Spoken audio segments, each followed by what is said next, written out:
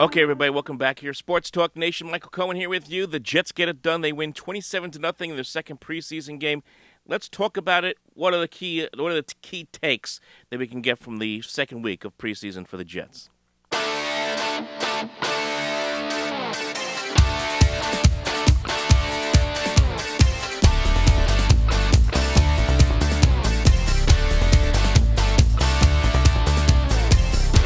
So the Jets win over Carolina 27-0. Again, when it comes to preseason games, we all know this. It isn't about the win or loss. It isn't about the final result, even though it is nice to see the Jets put up a shutout here against Carolina. It's nice to see the defense play great. But at the end of the day, it's not about the results. It's about what happened in the game, the progress a lot of the key players made, especially key units as such as the offensive line. What kind of progress or work still needs to be done? First takeaway is this. Zach Wilson played well. This is the second straight week in which Zach Wilson has played solid football. He hasn't been making big mistakes. He isn't running around in the pocket like he did in the last couple of years, looking like a chicken without a head. He's making sound decisions in the pocket. And for the most part, and we'll get and talk about how clean that pocket has been, for the most part, he's had a pretty clean pocket, especially in the shotgun. Now, for example, just take a look here. This was the second play of the game, and it gets a little bit of pressure from the left side to Zach Wilson, but still gets rid of the ball very quickly. Now, in the past, we had seen Zach Wilson hold on to the ball a lot longer in the past. Now he's getting into that football much faster, and I think a lot of that can be attributed to a couple of factors. There's another play here. There's Wilson taking the drop back. He hits Michael Carter very quickly in the flat. Carter gets some extra yardage for the first down, and a lot of that can be attributed to two things. One, obviously, when I mentioned the offensive coordinator Nathaniel Hackett and the work that he's been able to do with Zach Wilson, but also Aaron Rodgers. And Aaron Rodgers coming here to the Jets not only gives the Jets a chance as a playoff team potentially this year right out of the gate, but he is certainly going to be a great mentor in a lot of ways to Zach Wilson, and you gotta like the fact that he has enveloped that opportunity to help Zach Wilson figure things out. You're starting to see very slowly a lot of that work starting to come to fruition here. Even here on this play, Wilson dropping back, a little bit of a rush from right side, gets rid of it. Okay, it could have been caught. There was a little bit of interference there by the defensive back, but still incompletion. That's fine. It was a good throw, right where it needed to be, back shoulder fade. So you have to like what you see from Zach Wilson here. It's 14 out of 20 in this game, 123 yards, a touchdown, no interceptions. That's the biggest key of all. The one thing that is a concern for the Jets, not just within this game, but even when we start to see Aaron Rodgers back under center, is going to be this offensive line. And there's a lot of moving parts right now in the offensive line, and that has to worry you. Mekhi Becton, will he be starting at left tackle? Will it be Dwayne Brown? Dwayne Brown hasn't had a chance to practice yet because of his injury. So the Jets, Robert Saleh, saying they expect and hope that Dwayne Brown will be ready come opening night against the Buffalo Bills in about a month. So there's a concern there, and there was one play that really bugged me was the sack that Mekhi Becton, as well as he also had some help there in that play because it wasn't all on him.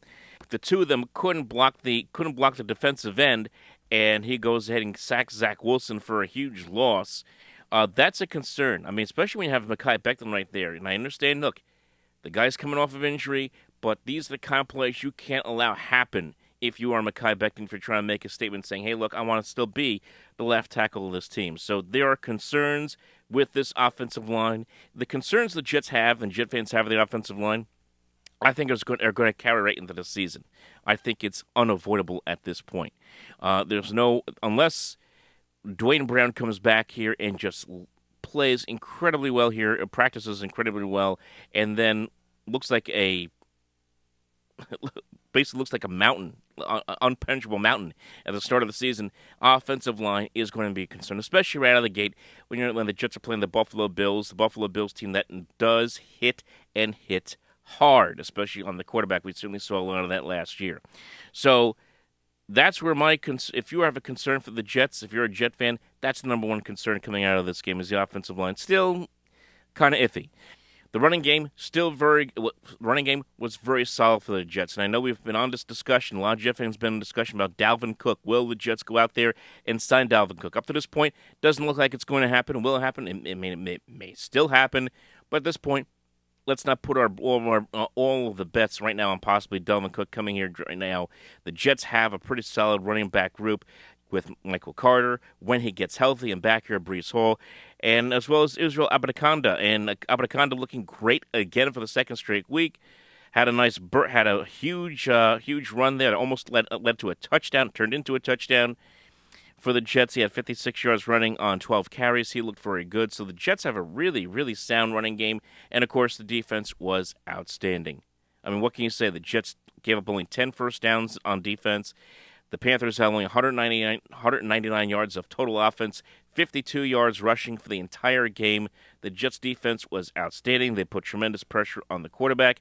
And that's really what Robert Saleh's defense and his scheme is really all about, putting as much pressure on the quarterback as possible. And the Jets recorded 5 sacks in this game. 5. They would like to force a couple of turnovers. They did get one in this game. They had a couple of turnovers last week. That's going to be the key for the Jets this year in defense. Not only can they put pressure on the quarterback and get sacks, but can they force turnovers and create a short field for Aaron Rodgers to work with? That's going to be the key to the season. So you look at this Jets team, very deep on both sides, like as far as depth pieces are concerned, very deep on both sides of the ball. You have concerns about the offensive line, and really that's the biggest takes you can get from this game against the Carolina Panthers, as they'll now welcome the Tampa Bay Buccaneers into MetLife Stadium next Saturday. Of course, those two teams scrimmage against one another this week, Wednesday, Thursday. We will be there on Wednesday when those two teams meet up at in Florham Park. Now, one more thing I want to just bring up here, and that was just on Hard Knocks. I did not get a chance to react to the Hard Knocks or One Jets Drive episodes that aired last week. I'll say this: I like both. I especially enjoyed the Hard Knocks episode a little bit more. One thing that, yes, I understand that they wanted to feature Aaron Rodgers a lot, especially in the Hard Knocks episode. We will see kind of the leadership role that he has now taken here with the Jets. And I think that's a good thing, because you see the camaraderie, you see the team chemistry that's being built with this club so far, and that's a great thing to see going into this season. Rodgers is 100% bought into this team, and the players and the coaches 100% bought into him. That's a good thing. I know that there's been some people, but there have been a lot of people questioning the leadership on display by Rodgers, and also questioning the leadership by Robert Saleh. I didn't get that impression from Hard Knocks at all. In fact, I thought it was more, what I got more out of Hard Knocks was that fact that this is a Jets team, and right now, at this point in time, that is on the same page from top to bottom. That's what you need to have, obviously, at this point of the year as you're going into the season. So I had no problems with what was on display. And keep in mind, the Jets have restrictions on HBO. They told HBO what they can film, what they can't film, what they can show on the show, what they can't. And that's certainly a big difference from what the Jets did, obviously, 12 years ago, when it was really open-ended, and we got a lot of Rex Ryan, we got a lot of behind-the-scenes stuff. You're not going to get that with Hard Knocks this year with the Jets. You're going to see, as we saw, a lot of things going on in the practice field, a lot of guys kind of fooling around on the side after practice is over, as we saw in the episode, and probably a little more features on players compared to, let's say, coaches. Maybe we'll get more coaches as we go along on the Hard Knocks, but it was a fun episode to watch last week. And as I said, I think that this is a team that has, right now, good chemistry. Really, I think in a lot of ways, both the Jets and Rodgers have both brought the best out of one another so far here to start in training camp.